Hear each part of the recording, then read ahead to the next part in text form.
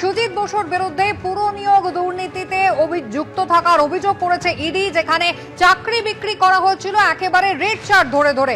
শিক্ষা নিয়োগ দুর্নীতি তদন্ত করতে গিয়েই এই পুর নিয়োগ দুর্নীতির তথ্য সামনে আসে ইডির কাছে এবং একেবারে কোর্ট মনিটর তদন্ত কিন্তু এক্ষেত্রেও শুরু হয়।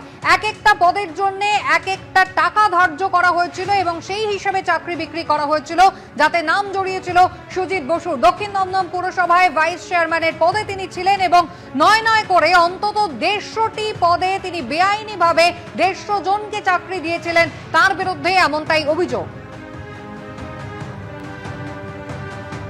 দিলীপ ঘোষ তিনি কি জানিয়েছেন? এই রাজ্যের নতুন মন্ত্রী হয়েছেন দিলীপ ঘোষ, তিনি কি জানাচ্ছেন সুজিত বসুর গ্রেফতারি সম্পর্কে? দেখুন, কোনো ব্যক্তি আমাদের কাছে গুরুত্বপূর্ণ নয়।